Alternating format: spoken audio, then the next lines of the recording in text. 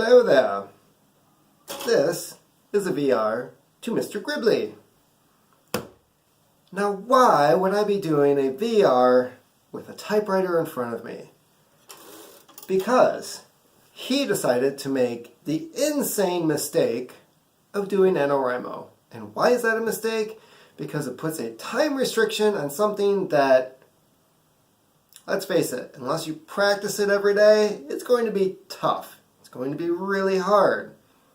On the upside, it's almost like New Year's with going to Planet Fitness. You go the first week, you never cancel your membership because you keep thinking, I'm going to go back. June comes around, it's okay, I'm going to go back. August, September, next thing you know, New Year's is coming around again. Good thing I didn't cancel that membership because that's what I was going to do. So, NaNoWriMo. The idea that you are going to write a novel in 1 month. Of course, it's not going to be a finished product. It's going to be a first draft. However, Mr. Gribley is currently on, I'm assuming, his second draft. He said he already wrote it, now he's fixing it up. Which means he's ahead of the game, which also means he doesn't really need a month. Typically, when somebody is working on a book, the rewriting part is either harder or easier. Some people tend to overwrite, which means they go through, don't need this, don't need that, and they're crossing stuff out. Other people tend to write short the first time around because they're telling themselves a story. And then they have to go back and add more details because now they're telling the story to somebody else. I don't know which one of these is Mr. Gribley, but the editing process typically can be easier, especially if you wrote it on a computer, which I'm assuming he did. I, on the other hand, have this. All these pages of stuff to go over and write notes and type it up all over again. Why? Because I hate myself. I'm a misogynist. I just think I need to be punished for some reason, probably because of all the other horrible books I've already written. That's besides the point. Why do I like doing it this way? Because I can read it, I can cross stuff out, I can write notes in the margin, I can figure out where I want to change things. It's also documentation for where I started and being able to compare it to the final product. So, advice for NaNoWriMo. Have a writing space. Ta-da! Now, what is so special about having a writing space? You limit distraction. You are able to get into the right frame of mind for what it is that you're going to be working on. Hopefully, you are isolated enough so that nothing else is going to come and distract you from what you're working on. Aside from my phone being on my shelf right now, and I'm looking at it right now, it doesn't come in the room with me. If you have to have your phone with you at all times, turn it to airplane mode. I think it's airplane mode. Is it airplane mode? It's the one with the plane on it. You click on that. Click. You turn that on. You shouldn't be getting any text messages, any email notifications, any YouTube notifications, any shit that is not important. Unfortunately, Donald Trump, I think, can still text you. So, if you have to have your phone with you, airplane mode. Otherwise, throw that shit outside. Keep it out. Keep everything out. Have a set time when you're going to work. Me, typically, because of my schedule and because of my current lifestyle, I have to come home at midnight because I work second shift. And from the time that I get home until the time I go to bed, that is when I'm working on stuff. Typically, I go to bed sometime between 1:30, 2 o'clock in the morning. And I try to get 1.5 to 2 pages, somewhere around there, a night.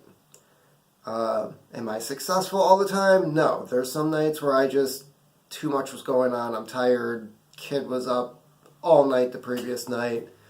I'm going home and just going straight to bed. But on most nights, I try to get up to 2 pages done. On a really, really, really, really, really, really, really good night, I can get 3. So, writing space, get on a schedule, and make it a habit of actually writing. So, hold on. And we're back! This is what I was looking for. Outside of your writing space, when you have those flashes of genius, when you have that idea of, I could put that in the book. Oh, that could be my next book. Oh, I should do a short story. Carry something like this with you. It can be one of those spirally notebooks. It can be one of these super expensive that I got 70% discount at Office Depot when they were closing. Could be one of these. This one I like because it carries the pen with it at all times. You're never like, oh, notebook, I don't have a pen. So, I carry one of these because if I'm on my lunch break, taking a deuce at work, or even if I'm just getting out of the shower. It's those moments when you're just sitting there and you're like, oh, hey, that's a great idea. And you don't have anything to write it down on. Carry one of these. They can come in really handy. So, let's review all the things that I just went through. Writing space, set time, isolation, living in a cabin in the woods, that helps. Carrying a notebook with you. Now, I would also recommend writing about something that you are very familiar with. Last thing I published was this. It's a collection of all the articles that I wrote about my daughter being in the NICU, my experience with the whole situation, basically from day one to the day that we brought her home. It's available on Amazon for, I don't know, I think this is like in print $5, something like that, maybe. 99 cents, Kindle download. Shameless self-plug, you know, I'm going to make bank on that 30 cents that I make per download. It's going to happen. This is going to put her through college. It's amazing. So, even something like this. Now, typically, I did write this over the 91 days that she was in the NICU, which isn't a whole hell of a lot. That's like 3 NaNoWriMos, but considering you're spending as much time as you can in the NICU, you're hardly getting any sleep, you're still working full time, this is actually pretty good. So, NaNoWriMo, on the other hand, is pushing for you to do 50,000 words or more, an actual first draft novel length manuscript.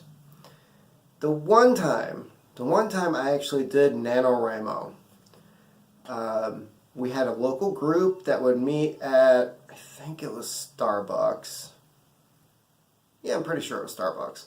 So we would meet at Starbucks, and the person who was leading the group was very eccentric. People really fluctuated in and out. It wasn't like 1st of November, like the same people are showing up every time. What was really odd was towards the end of the month, we had like 15, 20 people show up, which normally there's like 7 or 8 of us. That was really odd. Don't recommend the groups. I don't. Just do it at home. If you're using one of those computer programs that's associated with NaNoWriMo, where you're like actually typing your stuff up and you can convert it over to like Microsoft Word, honestly, just use Microsoft Word.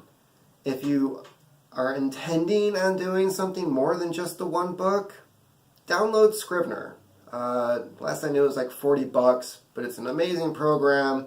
You can convert your files into all kinds of other things. You can move chapters around very easily. It's really awesome, and how to navigate. It's so simple, it's almost hard to use. Yeah, I said that right. So, Scrivener, Microsoft Word, Novler, is that one? NOVR, I kind of sort of used that for a little bit, hated it, just stopped using it. So I would suggest overall Scrivener. But hey, if all you have is Microsoft Word, use Microsoft Word.